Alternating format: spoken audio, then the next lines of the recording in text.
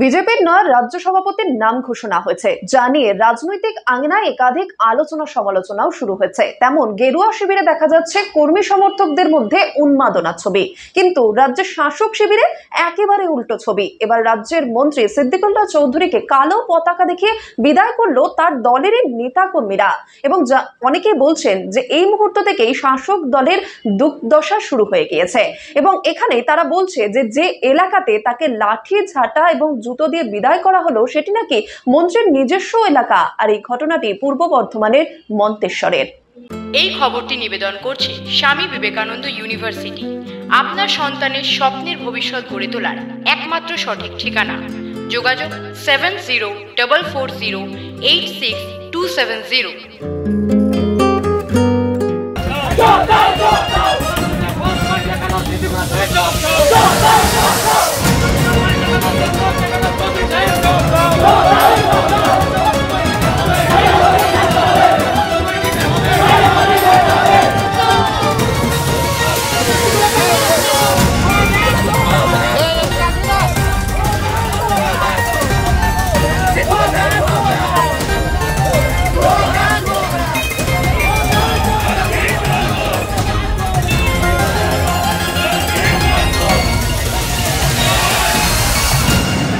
বিজেপির রাজ্য সভাপতি ঘোষণা করা হয়েছে, যা ঘিরে প্রবলভাবে আলোচনা চলছে রাজনৈতিক আঙিনায়। এমনকি বিজেপি কর্মী সমর্থকদের মধ্যে উন্মাদনাও লক্ষ্য করা যাচ্ছে। এদিকে শাসক শিবিরে উল্টো ছবি। রাজ্যের মন্ত্রী সিদ্দিকুল্লাহ চৌধুরীকে তার নিজের দলের কর্মী সমর্থকরা কালো পতাকা দেখিয়ে তাকে বিদায় করল। অনেকে আবার বলছেন তৃণমূলের দুর্দশা শুরু হয়ে গিয়েছে, যেখানে তাকে জুতো লাঠি ঝাঁটা দেখালো তার দলের কর্মী সমর্থকরা, আর সেই এলাকা তার নিজেরই। পূর্ব বর্ধমানের মন্তেশ্বরের এই ঘটনা, এমনকি এলাকার মানুষও ক্ষোভে বিক্ষোভ দেখাতে শুরু করেন। সংবাদ মাধ্যমের ক্যামেরার সামনে ক্ষোভ উগড়ে দিলেন মন্তেশ্বর গ্রাম পঞ্চায়েত প্রধান। শুনুন তার বক্তব্য। আজকে আমাদের এখানে যে তোলাবাজ ধান্দাবাজ চিটিংবাজ মন্ত্রী আছে, শুধুমাত্র তোলা ছাড়া কিছু বোঝে না। আজকে 4 বছর অতিক্রান্ত হয়ে 5 বছর বিধানসভায় পড়লো। আমরা ভেবেছিলাম যে আমরা একজন ক্যাবিনেট মন্ত্রী পেয়েছি, মন্তেশ্বরবাসীর সুরাহা হবে। স্বাধীনতার পর প্রথম ক্যাবিনেট মন্ত্রী পেয়েছি, কিন্তু আমরা কি দেখলাম? সাধারণ মানুষের সব আশা থাকে না ডাল গম বাড়ির। কিছু মানুষের সার্টিফিকেটের প্রয়োজন হয়, যেমন ছাত্রছাত্রীদের, মেডিকেলের, সেই সমস্ত সার্টিফিকেট থেকে এই এলাকার মানুষ বঞ্চিত হয়েছে। তাই এলাকার মানুষ আজ বিক্ষোভ দেখাইছে। আজকে পরিযায়ী শ্রমিকের মতো তিনি এসছেন, কিছু তোলাবাজকে নিয়ে, কিছু গুন্ডাকে নিয়ে। মন্তেশ্বরের সাধারণ মানুষ আজকে 4 বছর পর আজকে দালালি করতে এসছে। মন্তেশ্বরের মানুষ এর জবাব দিচ্ছে।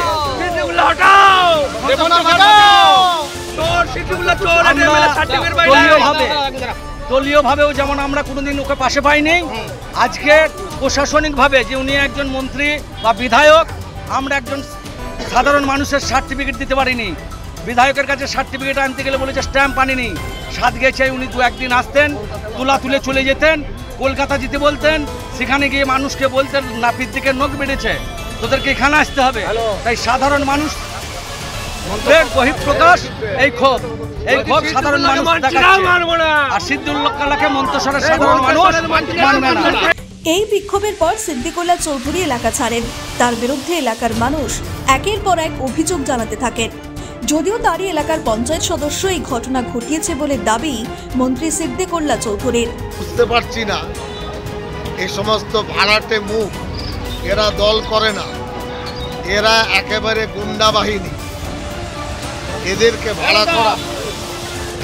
ভাড়া করা হয়েছে এবং তৃণমূল দলকে ধ্বংস করার, অপমানিত করার, মমতা ব্যানার্জিকে হেয় করার চেষ্টা হচ্ছে। আমার আজ থেকে একটা সন্দেহ তৈরি হচ্ছে যে এত শক্তি পাচ্ছে কোথায়? এদের সাথে মাওবাদীটা তো যুক্ত নেই, এরা শক্তি পেল কি করে? দলের ক্যাবিনেট মন্ত্রী, কোন কাজটা আমি করিনি এখানে?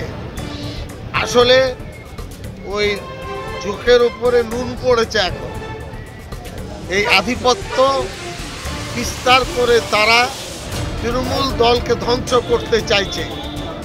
মাথায় যারা বসে আছেন তারা আখের গুছিয়ে নিয়েছেন। গ্রাম পঞ্চায়েতের সদস্য, প্রধান, সমিতির স্থায়ী কর্মাধ্যক্ষ, দলের নেতা যারা আছেন তাদের সমস্যা দাঁড়াবে যদি এই ধরনের কাণ্ডের সাথে কর্মকাণ্ডের সাথে যুক্ত থাকে। তাদের মানে অস্থিরতা বেড়ে গেছে, একচ্ছত্র আধিপত্যবাদ, এটা দলে চলবে না। দল কারোর স্থায়ী সম্পদ নয়, দল হলো জনগণের। যারা এসেছে আমি এদের কোনোদিন দেখিনি, না এরা বুথ এজেন্ট, না বুথ কর্মী, না অঞ্চলের কর্মী। নেতারা লেলিয়ে দিয়েছে পয়সা দিয়ে।